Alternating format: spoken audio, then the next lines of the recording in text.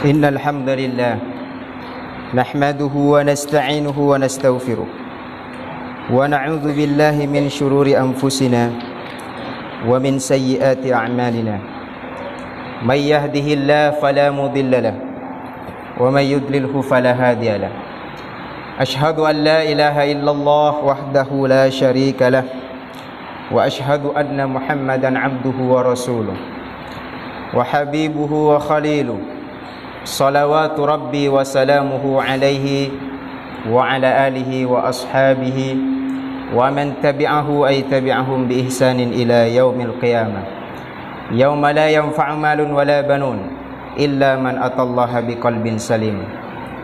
قال الله تعالى في كتابه الكريم: يا أيها الذين آمنوا اتقوا الله حق تقاته ولا تموتن إلا وأنتم مسلمون. وقال أيضا في كتابه العزيز: إنا نحن نحيي الموتى ونكتب ما قدموا وآثارهم وكل شيء أحصيناه في إمام مبين. عباد الله معاشر المسلمين وزمرة المؤمنين rahimakumullah. Izinkan khotib pada kesempatan kali ini untuk terus mengingatkan kepada kita semuanya dengan pesan takwa yang tidak pernah ditinggalkan oleh Rasul dalam tiap majlisnya, dalam tiap mimbarnya, bahwa Rasulullah sallallahu alaihi wasallam selalu mengingatkan kepada para sahabatnya, pun kita saling mengingatkan untuk terus meningkatkan kualitas iman dan takwa kita kepada Allah Jalla Jalaluhu. Usikum nafsi wa iyaya bitaqwallah faqad fazal muttaqun. Takwa menjadi ukuran kita dalam menentukan keselamatan, kebahagiaan fid dunya wal akhirah. Bahkan surga yang seluasnya, satu surga luasnya seluas langit dan bumi. Kata Allah secara langsung ditegaskan oleh Allah dalam Al-Quran, u'iddat lil muttaqin. Itu hanya disediakan, dihadiahkan hanya kepada orang-orang yang bertakwa kepada Allah Jalla Jalaluhu. Ma'asyiral muslimin ikhwatal iman rahimakumullah. Tadi khatib memberikan awalan daripada surat Yasin ayat 12, di mana Allah Jalla Jalaluhu mengatakan kepada kita, inna nahnu nuhyil mauta wa naktubu ma qaddamu wa atharahum wa kulla syai'in ahsaynahu fi imamin mubin. Namun sebelum khatib menyampaikan lebih luas tentang ayat ini, izinkan khatib memberikan muqaddimah terhadap ayat ini, bahwa sesungguhnya tidak ada yang lebih sempurna dari sifat Rahman dan Rahimnya Allah Subhanahu wa taala. Kalau kita menjumpai daripada teman-teman kita, orang tua kita, memberikan kasih sayangnya kepada kita, itu karena Allah Subhanahu wa ta'ala menancapkan kasih sayang ke dalam hatinya. Tetapi Rahman Rahimnya Allah Subhanahu wa ta'ala itu tidak terbatas sepanjang zaman, sepanjang masa. Bahkan ikhwatal iman, ada yang namanya dalam surat Al-Fatihah yang terus kita baca setiap kali kita sholat. Di situ dijelaskan, dibaca oleh kita dengan jelas Ar-Rahmanur Rahim sampai diulang 2 kali. Ar-Rahman artinya Allah Maha Pengasih. Semuanya dikasih oleh Allah. Ar-Rahman itu artinya ditetapkan, disematkan kepada Allah karena Allah itu banyak memberi, mengasih. Yang kedua adalah Ar-Rahim. Ar-Rahim itu adalah penyayang, di mana Allah seakan-akan ingin menyampaikan kepada kita, wahai sekalian manusia, ingat siapapun di antara anda yang dikasih oleh Allah, belum tentu anda disayang Allah. Kalau kita dikasih oleh Allah, belum tentu disayang oleh Allah. Karena ada orang yang dikasih tanpa disayang, dan ada orang yang disayang plus dikasih oleh Allah Subhanahu wa ta'ala. Kita lihat misalnya dari beragam manusia yang hidup di muka bumi ini. Di Indonesia bahkan jutaan manusia hidup Tetapi apakah mereka disayang semuanya oleh Allah? Belum tentu. Karena kalau yang namanya Rahman, Allah pemberi, semuanya diberikan oleh Allah Subhanahu wa taala. Yang tidak beriman punya pejabatan. Kenapa? Karena Allah yang memberi. Yang orang yang beriman punya jabatan juga. Kenapa? Karena Allah yang memberi. Orang yang tidak beriman mendapatkan harta. Bahkan kalau kita lihat dari idealisme kehidupan ini, sesungguhnya orang-orang yang berimanlah orang-orang yang tidak beriman yang lebih mewah kehidupannya dalam kehidupan dunia ini. Kenapa? Karena Allah itu yang memberi. Tetapi kalau kita berbicara masalah sayang, Allah beri, belum tentu Allah sayang kepada dia. Jadi Ar-Rahim dihadirkan oleh Allah untuk orang-orang yang beriman, bukan untuk selain orang yang beriman.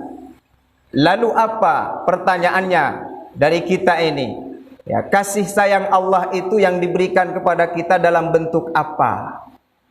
Ini yang harus kita jawab bersama-sama. Apakah dalam bentuk harta? Apakah dalam bentuk kehidupan yang mewah? Apakah dalam bentuk tahta? Apakah anak-anak yang banyak, sukses-sukses semuanya? Bukan itu. Ukuran sayang Allah itu kepada kita adalah Allah menghadiahkan keimanan kepada kita. Sampai detik ini iman itu masih melekat pada diri kita. Itulah bentuk rahimnya Allah kepada kita. Itulah bentuk sayangnya Allah kepada kita. Kenapa demikian? Karena orang-orang yang tidak beriman itu, dia tidak beriman karena tidak disayang Allah. Sampai detik ini, kalaupun mereka mengerjakan sebuah pekerjaan perbuatan yang baik, habaan mansur, bagaikan debu yang berterbangan. Gak ada nilainya. Semua yang mereka lakukan, infak misalnya. Ada nggak orang kafir yang berinfak? Banyak. Banyak sekali. Ikut membangun masjid, ikut membiayai anak yatim, ikut membiayai pembangunan tahfidz Quran, sangat banyak. Tetapi karena Allah tidak sayang kepada dia, maka dia tidak dihadiahkan yang namanya iman oleh Allah. Kenapa iman menjadi tanda sayangnya Allah kepada kita? Karena sesungguhnya tiket orang masuk surga itu karena imannya.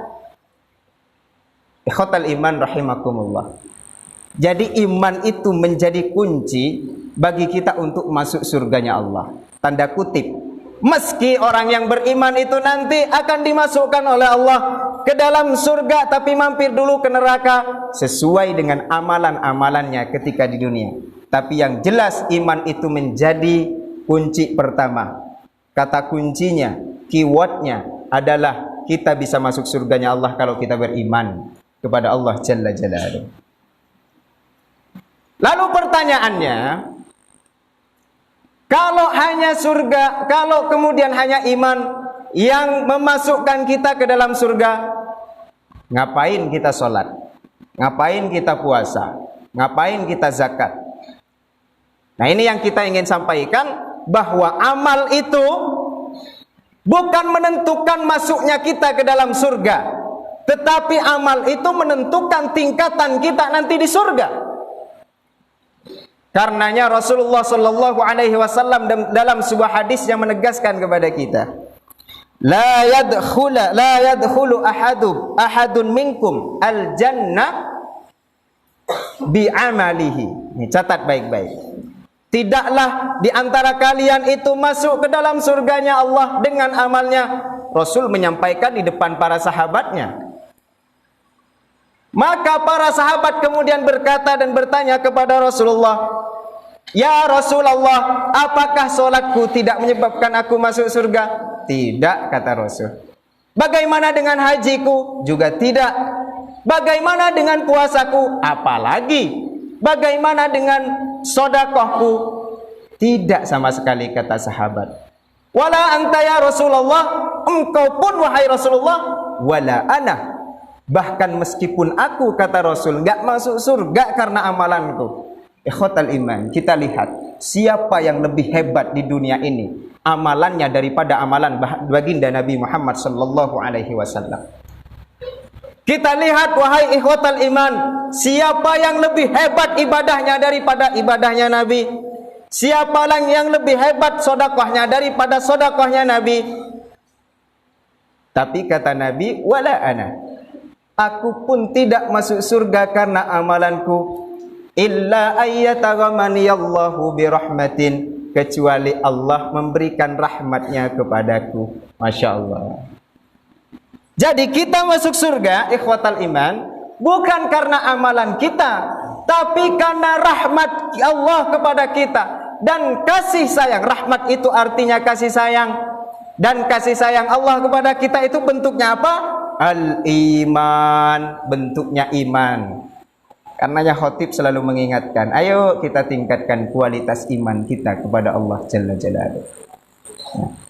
Karena sesungguhnya itulah yang bisa memasukkan kita ya ke dalam surganya Allah Subhanahu wa ta'ala. Kemudian pertanyaan selanjutnya, ya Rasulullah, kalau kita diizinkan untuk bertanya kepada Rasul, ya Rasulullah, amal itu kan hanya menentukan tingkatan kita di surga nanti. Sementara umur kami ini sangat pendek, berbeda dengan umur-umur Nabi terdahulu. Kita lihat Nabi terdahulu, Nabi Musa ratusan tahun umurnya. Nabi Ibrahim pun demikian. Umur umat Nabi Muhammad disampaikan secara eksplisit oleh Nabi Muhammad secara langsung, umru ummati baina sittin wa sab'in. Umur umatku itu antara 60 sampai 70. Dan itu banyak sekali di antara kita, orang-orang terdekat dengan kita, belum nyampe 60 sudah wafat. Jadi kita ini jangan merasa kemudian terlalu pede dengan amalan kita.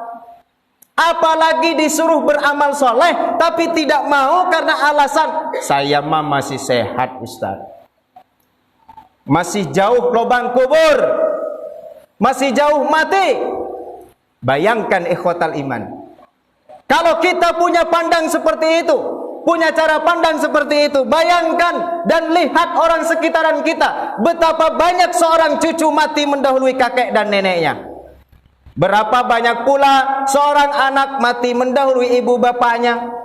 Banyak orang yang belum nyampe 60 tahun sudah mudar, sudah diwafatkan oleh Allah Subhanahu wa ta'ala. Kalau waktunya sudah nyampe dan tiba, nggak bisa dimajukan dan nggak bisa dimundurkan. Ikhwatal iman, sementara umur kita ini sangat pendek, bagaimana kita bisa meraih surga yang paling tinggi, Firdausil A'la, yaitu surga Firdaus yang lebih tinggi. Sementara umur kita ini sangat pendek, maka akan kita jawab bersama-sama ya. Memang umur kita itu sangat pendek dan terbatas kehidupan kita di dunia ini. Tetapi Allah Subhanahu wa ta'ala memberikan keistimewaan kepada kita umat baginda Nabi Muhammad sallallahu alaihi wasallam dengan kecerdasan yang begitu luar biasa. Karenanya kalau kita mau beramal, mumpung masih kita hidup, beramallah dengan amalan yang pahalanya terus mengalir kepada kita, tidak terputus meski usia kita sudah terputus. Khatib membacakan surat tadi dalam surat Yasin ayat 12. Inna nahnu nuhyil mauta wa naktubu ma qaddamu wa atharahum wa kulla syai'in ahsaynahu fi imamin mubin. Perhatikan dengan iman ayat ini. Inna, sesungguhnya aku, kata Allah, nuhyil mauta, membangkitkan orang-orang yang hidup. Yuk kita lihat kembali orang-orang terdekat yang sudah dipanggil oleh Allah menghadap Allah.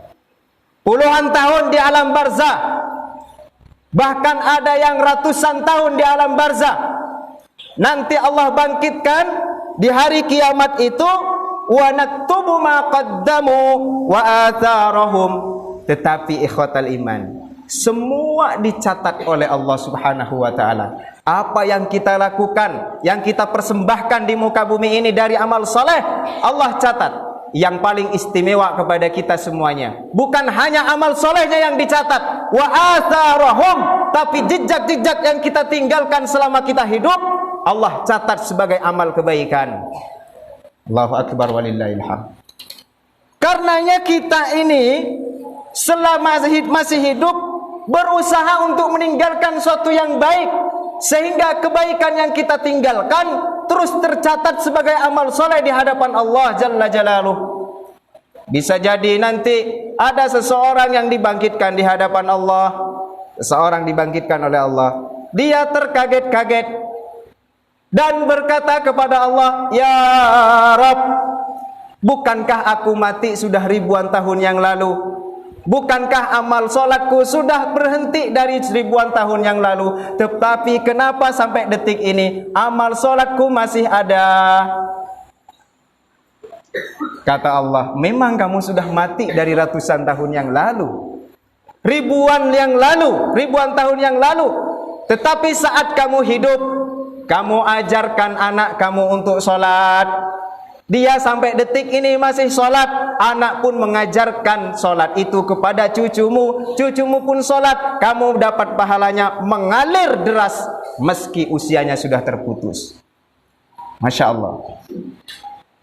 Ini yang sangat kita harus jaga, amal soleh yang tidak terputus itu. Rasulullah memberikan 3 paling sedikit yang harus kita jaga. Kalau amal kita tidak ingin terputus, meski usia kita sudah terputus, meski kita sudah dikubur dalam tanah, apa? Idza mata ibnu Adam, kalau ibnu Adam itu sudah mati, in qata'a sa'ira amali, maka amalnya semuanya akan terputus ikhwah. Kalau kita sudah wafat, enggak sholat lagi, enggak ada baca Quran lagi, tidak ada tahajud lagi, dan waktunya itu sangat sebentar. Di dunia ini anggaplah kita ini dari umur akil baligh itu umur 12 tahun. Kalau kita umurnya misalnya 12 tahun, umurnya 40 tahun atau 60 tahun, itu hanya sebentar amalan kita di dunia. Tetapi jika kita melakukan dengan baik, maka amal itu tidak akan terputus sampai nanti kita wafat dan dikubur dalam tanah. Yuk kita cerdas mulai sekarang. Cerdas. Siapapun Anda, apapun profesi Anda, sebagai santri berusaha nuntut ilmu dengan baik sehingga berhak mendapatkan ilmu yang bermanfaat. Ilmu yang bermanfaat itu tidak terputus pahalanya. Kalau Anda sebagai seorang pendidik, yuk tanamkan niat yang baik. Kalau Anda sebagai orang pendidik, mendidik anak dengan baik sehingga kalau anak itu menjadi anak soleh, apapun yang dikerjakan dia dari kesolehannya, pahalanya terus ngalir kepada kita sepanjang masa. Masya Allah. Kalaulah ibnu Adam itu mati, maka seluruh amalannya terputus illa min salasin, kecuali 3 kata Rasul. Apa yang 3?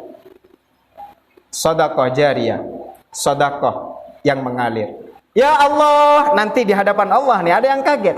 Ya Allah, saya tidak pernah bangun masjid di muka bumi ini, tetapi kenapa saya mendapatkan pahala membangun masjid? Ya fulan, kata Allah, memang kau tidak pernah bangun masjid di muka bumi ini, tetapi kamu pernah menghibahkan, menjariahkan tanahmu seluas beberapa meter, dan sekarang oleh orang yang menerima hibah atau yang menerima wakaf itu dibangun masjid. Selama ada orang yang memanfaatkan masjid itu, pahalanya ngalir terus deras. Umat Nabi Muhammad memang sebentar, tapi kalau kita cerdas dalam beramal, maka bagaikan dia akan melebihi umur umat-umat terdahulu.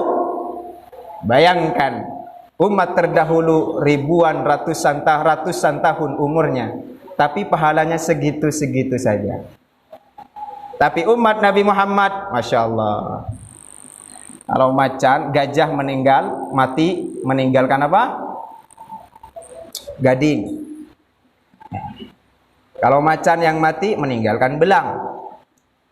Kalau manusia yang mati harus meninggalkan banyak kebaikan. Harus meninggalkan banyak kebaikan. Wa atharahum, itulah yang Allah sebut.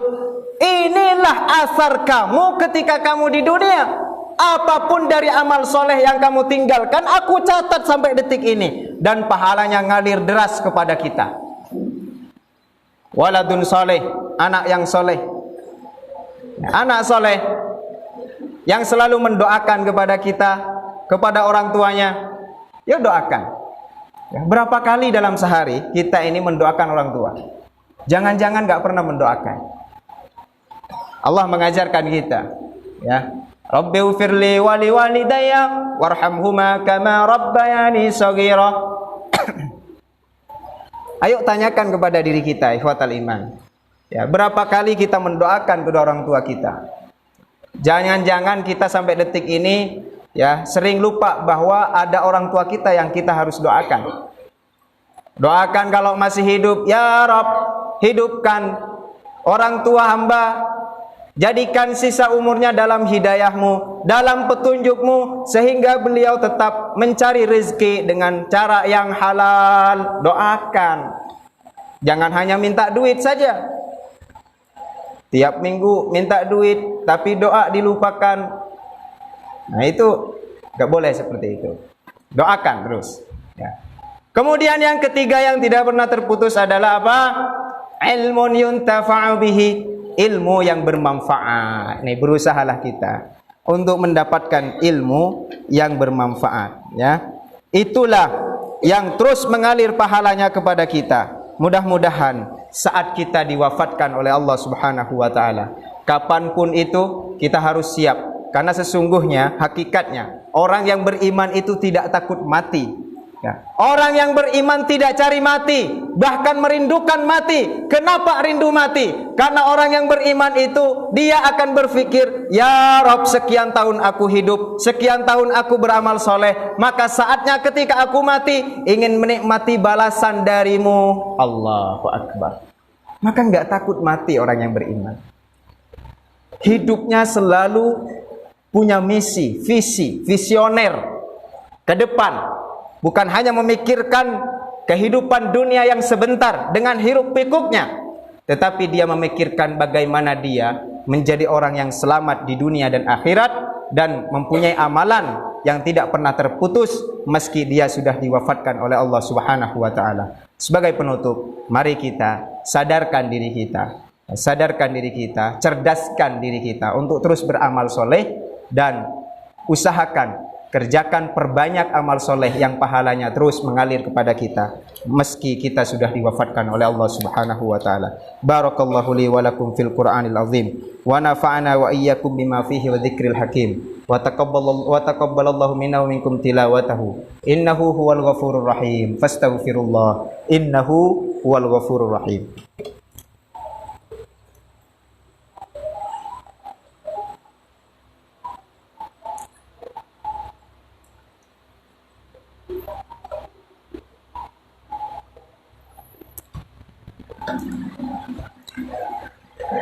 Alhamdulillahi Rabbil Alamin. Wassalatu wassalamu ala sayyidil mursalin wa ala alihi wa ashabihi ajma'in. Allahumma salli ala sayyidina Muhammad wa ala ali sayyidina Muhammad. Allahumma salli ala Muhammad wa ala ali sayyidina Muhammad. Usikum nafsi bitaqwallah faqad fazal muttaqun. Haitsu qala Allah Ta'ala fi kitabihil karim, ya ayyuhalladzina amanu taqullaha haqqa tuqatih wa la tamutunna illa wa antum muslimun. Ikhwatal iman rahimakumullah. Di hari Jumat ini, hari yang sangat istimewa. Bahkan saking istimewanya adalah lebih baik daripada 2 hari raya yang Allah tetapkan di muka bumi ini. Karena ini hari istimewa, maka ada waktu yang sangat diistimewakan oleh Allah Subhanahu wa taala. Apa waktu yang diistimewakan itu? Marilah kita hari ini, saat ini adalah waktu yang diistimewakan oleh Allah.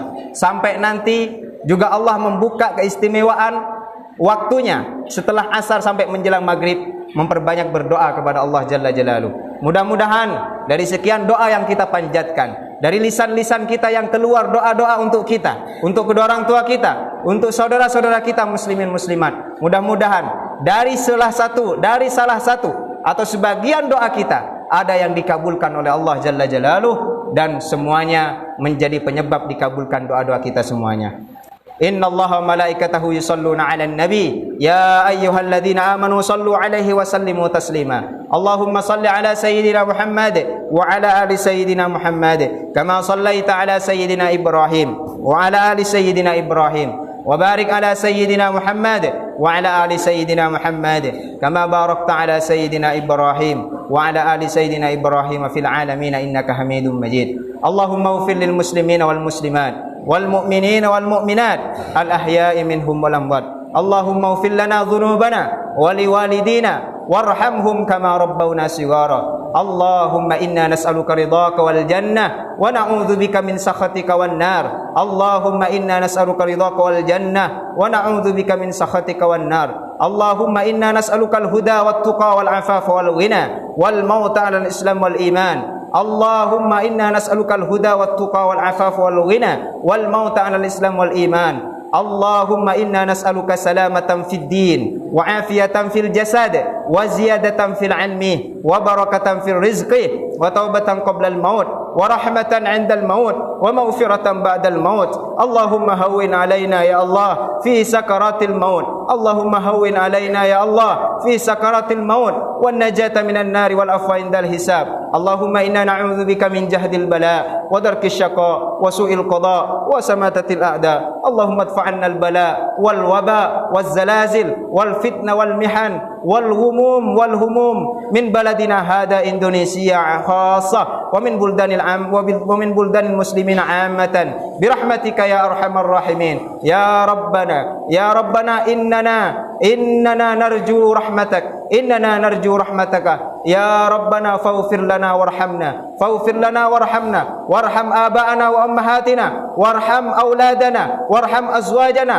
وارحم إخواننا وأخواتنا وارحم أجدادنا وجداتنا وارحم مشايخنا ومشايخنا وارحم جميع المسلمين والمسلمات في مشارق الأرض ومغاربها برها وبحرها برحمتك يا أرحم الراحمين. وصلى الله على سيدنا محمد وعلى آله وصحبه وسلم. سبحان ربك رب العزة عما يصفون وسلام على المرسلين والحمد لله رب العالمين. أقم الصلاة.